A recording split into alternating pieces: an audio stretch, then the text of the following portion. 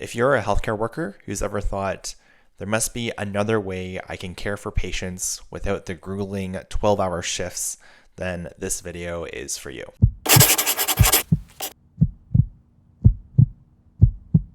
Welcome to Pivot MD. I started this channel to help other healthcare professionals make career transitions if they're looking for a change away from clinical work. Whatever your situation is, I really hope that this can be a resource for you to get started and find something that you want to do. In this specific video, I'm going to be talking about healthcare consulting, what it is, what you actually do, and how your clinical experience can absolutely be your biggest asset. So, part one, what is even healthcare consulting? At its core, healthcare consulting is about solving problems in the healthcare system without being at the bedside. The types of problems you solve have to meet these three criteria. So number one, they have to be important problems. They have to be worth it for your clients to bring in experts to fix the problem. You're not going to be paying a consulting firm 6 figures to fix a problem that doesn't matter. Number two, the client doesn't have the bandwidth to tackle the problem themselves. You act as the lead thinkers and drivers to go in and assess on the client's behalf what is the best path forward. And the number three, these problems have to be really complex. If the answers were easy, then the clients wouldn't need you. They bring in consulting firms because they're the experts in the field and they're going to produce a result which they would be satisfied with in a much quicker time frame. Okay, so what does this actually look like? You might work with hospitals, with governments, insurance companies, or tech startups to answer questions like this. How can we reduce our emergency room wait times? Should we build a new surgical center to tackle X type of surgery?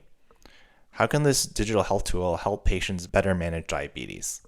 How will this new legislation affect the way that we do things? How can we get everyone in our organization, from executives to frontline staff, on the same page about the priorities and improvements we're focusing on to make a difference? So you're really not there to write policies from scratch. That's not your role as a healthcare consultant. You're really there to bring clarity, structure, and real-world insight to complex healthcare problems. And what I mean by that is that hospitals and health systems are full of smart people, the administrators, the analysts, the policymakers. But what many of them lack is your on-the-ground clinical experience. So, for example, they might see a spreadsheet showing that discharge times are being delayed. You know exactly what it feels like when you're trying to discharge a patient, but the pharmacy hasn't set the meds, social work is backed up, and the family hasn't even arrived yet. These are things that don't show up in the data, but things that get missed quite frequently. So that's where you would come in as a healthcare consultant. You know what it takes from the front lines, the workarounds, the pressures, the culture, and you would use that insight to help design solutions that would actually work in the real world. You're basically translating between the boardroom and the bedside for a lot of these different organizations. You help turn vague goals like improve quality or cut costs into clear, actionable plans, which are really grounded in how healthcare actually functions. Okay, so that was part one. What is healthcare consulting? Okay, quick pause from the video here. I wanted to highlight a book which I wrote. It's called Beyond the Bedside, and it basically explains my transition from being a doctor to healthcare consulting. I describe a lot of the different nuances in decision making and outline some of the things that I found along the way. I even go to my first year as a healthcare consultant and what that experience was all about. So if you're in a similar position, feel free to go check it out. It's something that I would have loved to read when I first started out 7 years ago, thinking about leaving medicine. So the link is down below, and go check it out. Part two is, what do you actually do as a healthcare consultant? So this is what a typical project might look like. Step one is always going to be understanding the problem. This is where every project starts, and honestly, it's one of the most important parts of the job. Before jumping to solutions, your job as a healthcare consultant is to dig deep and truly understand what's going on. So that means talking to frontline staff. Nurses, doctors, clerks, porters, allied health, administrators, everyone. You're there to listen. You ask things like, what's making your job harder than it needs to be? What's one thing you'd fix if you had a magic wand? You're also going to be shadowing workflows. So you might follow a patient journey from admission to discharge, or observe how a surgical case moves through the OR. It's not about micromanaging. It's all about seeing the friction points up close, understanding those delays, those duplicated steps, those breakdowns in communication. As a healthcare consultant, you're also going to be reviewing the data. So you are going to be looking at wait times, patient flow, readmission rates, staffing levels, and honestly, whatever data is available. And you're going to start connecting the dots between the numbers and the stories that you're hearing on the ground. And then once you've got all this information, now it's about synthesizing it. Okay, because let's be real, healthcare is messy. No one person can see the whole picture. So your role is to pull together all these different insights from all these different sources and build a clearer, more objective understanding of what's really happening. So that's all part of step 1, understanding the problem. Step 2 then is all about finding those insights. So once you've gathered all this information, the interviews, the workflow observations, the data, it's time to make sense of it all. And this is where you start connecting the dots. You analyze trends. Perhaps you notice that patients admitted after 4 p.m. have longer hospital stays, or that a certain OR has frequent delays between cases. And then you start asking, why is this happening? Is it a staffing issue? Is it a process gap? Is it a systemic bottleneck, etc.? You're also going to be spotting other types of bottlenecks. Think of it like diagnosing a system, not a patient. You might find that CT scans are holding up discharges because of limited slots after hours, or that surgical consults take too long to reach the floor because there's no standardized referral process. You also start to look for patterns, repeated friction points, areas where time, energy, or resources are being wasted. You don't just say there's a delay. You figure out what's causing it and what's actually within the organization's control to fix. You also start comparing best practices. You just don't rely on one hospital's way of doing things. You bring in examples from other sites, other provinces, even other countries. You might say, here's how another hospital streamlined their discharge planning and cut ALC days in half. Or you might also say, let's look at how this community clinic reduced unnecessary emergency room visits by embedding a nurse practitioner full-time. The goal isn't to copy and paste solutions. It's really to learn from what works and then adapt it to the local context and build confidence in the path forward. And here's where your clinical background is a huge advantage. You're not just reading the data, you're interpreting it with a clinical common sense. You understand what's realistic, what's risky, and what might look good on paper, but actually fail in real life. Okay, step 3 then is about recommending solutions. Now that you understand the problem and you've discovered some real insights, it's time to do what consultants are known for, recommend solutions. But here's the secret. It's not about showing up with 100 slides in a PowerPoint saying, here's how to fix your hospital. Instead, good consultants co-create solutions with the people who actually run the place. So you start by summarizing the problem clearly. No jargon, no fluff, just here's what we heard, here's what we saw, and here's what the data is telling us. Okay, this builds trust and it shows that you've listened to their staff. Then you walk through potential solutions and test them with various stakeholders. So for example, what if we introduced a discharge huddle at 9 a.m. on each unit?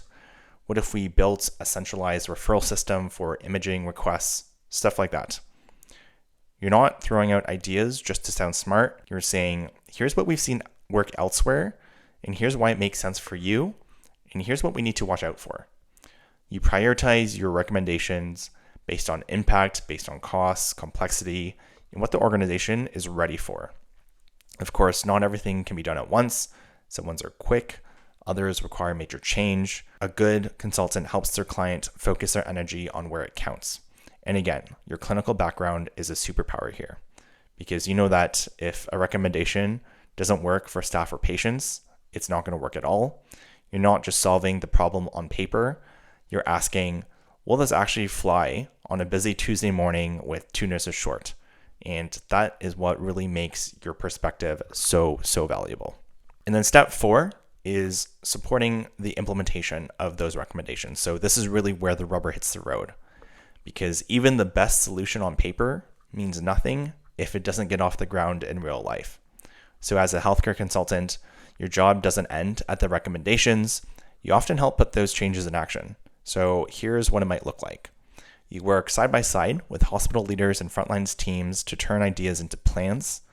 That might mean mapping out new workflows, creating checklists or tools, updating documentation, or even planning training sessions.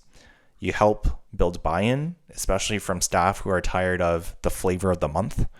You explain the why behind the changes, you listen to concerns, you help tweak things to make sure that they're realistic. Because if people don't believe in it, they won't do it. And you know that from your own experience. You help create clear metrics. What does success look like? Is it shorter wait times? Is it fewer repeat visits? Is it improved patient satisfaction? You make sure that there's a way to track progress and adjust it along the way. And maybe most importantly, you stick around long enough to make sure that the change actually sticks. We all know that change is hard in healthcare. People are stretched, priorities shift. So really you're there to support the team with problem solving, with coaching, and momentum building as they move from new idea to new normal. Think of it like a clinical rotation, except you're not learning how to deliver the care, you're learning how to deliver change. And when things finally start to work, when the delays shrink, when the staff are less frustrated, and the system flows better, that is incredibly, incredibly satisfying. Because you just didn't talk about fixing healthcare, you actually made it happen. Okay, part 3 here is why healthcare professionals make great consultants. And here's the truth that most people don't tell you.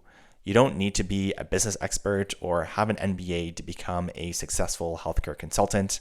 If you've worked in healthcare, whether as a doctor, nurse, pharmacist, administrator, or therapist, or whatever else, you already have something that's incredibly valuable, and that's firsthand experience. Let me explain why that matters. Number 1, you understand the realities of care. You know what it's like when a unit is short-staffed, or when a discharge is delayed for hours, or when documentation takes more time than patient care. So when a spreadsheet says reduced length of stay, you don't nod and just move on. You ask, what does that mean for the people on the ground? That clinical lens helps make sure that the solutions are practical, safe, and sustainable. Number 2, you've probably already solved problems without even realizing it. So have you ever redesigned a handover process with your team? Have you ever fixed a recurring issue with patient flow? Have you ever created a checklist to stop things from slipping through the cracks? Congratulations, that's consulting.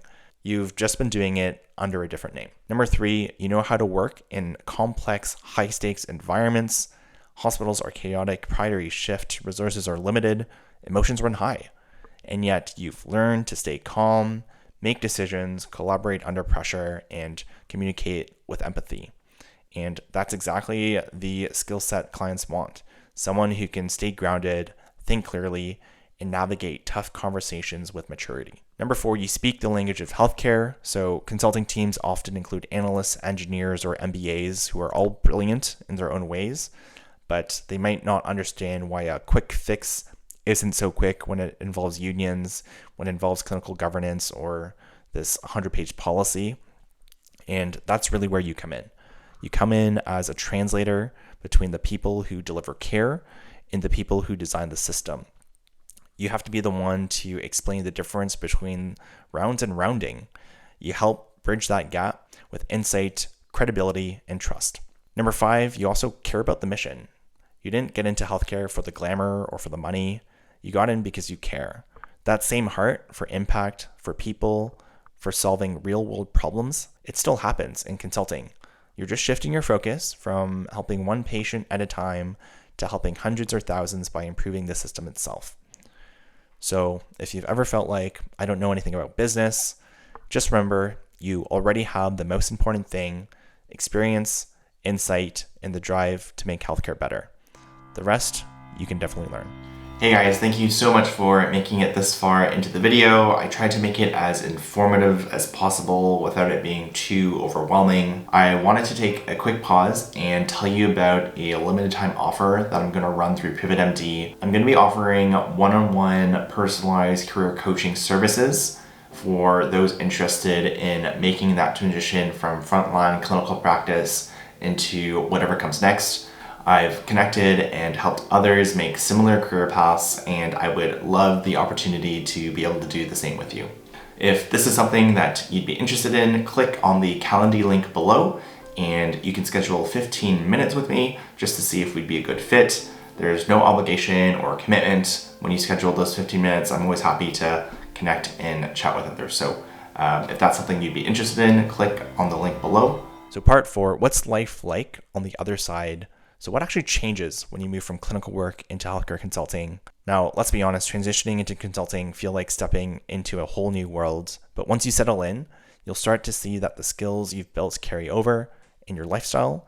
It might just improve in ways that you didn't expect. So the first way is that your day looks different, but still full of purpose. In clinical roles, your schedule is often driven by the pager, shift work, or patient needs. In consulting, you'll still work hard, but the rhythm is different. Most days involve team meetings to align on project goals, client calls with hospital leaders or frontline teams, independent work, so analyzing the data, building slide decks, and writing reports. And sometimes you'll have site visits where you engage your staff directly. You're no longer managing minute-to-minute clinical tasks. You're managing change, projects, and relationships. So it's still challenging, it's still impactful, but you're not racing against the clock in quite the same way. Number 2 is that your hours are more predictable mostly. Let's talk about work-life balance here for a bit. In clinical care, especially in hospitals, you're often working nights, weekends, and holidays, and you really never know what kind of day you're walking into. In consulting, most of your work happens Monday to Friday. Evenings and weekends are usually free unless there's a big deadline. There is also no call, so no one is paging you at 3 a.m. in the morning. It's not a 9 to 5 vacation. Client work can still be intense and some weeks are busy, but the intensity is project-based and not perpetual. You finally have the headspace to have dinner with your family, go to the gym, or plan your weekend ahead of time. Number 3, you end up joining a really collaborative and team-based culture. Now, you're obviously not doing it alone. Consulting is highly, highly team-oriented. You often work in small project teams, usually a mix of consultants from different backgrounds. So business, public policy, public health, stats, and increasingly clinical professionals like you. So you'll find yourself in strategy huddles, client debriefs, and team check-ins, where your perspective as someone who's been there adds huge value. There's a real camaraderie, mentorship, and often a lot of fun along the way as well. Number 4, you end up seeing the big picture. So in clinical care, you tend to focus on one patient, one team, one unit at a time. In consulting, you really zoom out. You get to work on that system level change, things like redesigning mental health services for a whole region, helping a hospital prepare for population growth, supporting the province-wide virtual care rollout. And you really start to see how these decisions are made at the executive level. You learn how budgets, politics, and leadership dynamics can shape patient care, and you realize just how many opportunities there are to make a real difference. Number 5, you still make a meaningful impact, and this is what a lot of healthcare professionals worry about. Will I still feel fulfilled if I'm not directly helping patients every day? And here's the honest answer. It's a different kind of impact, but it's still incredibly meaningful. Instead of helping one patient find the right treatment plan, you might help design a program that gives 10,000 patients better access to care. Instead of coaching one nurse through discharge planning, you might help implement a new workflow that empowers the entire department. You're not stepping away from patient care, you're stepping up to shape the system that delivers it. So what's it like on the other side? It's different, it's refreshing, it's challenging, and for a lot of healthcare professionals who've made the jump, it's exactly what they were looking for. So if you've ever thought, I want to fix the system, not just survive in it, healthcare consulting might be your next move.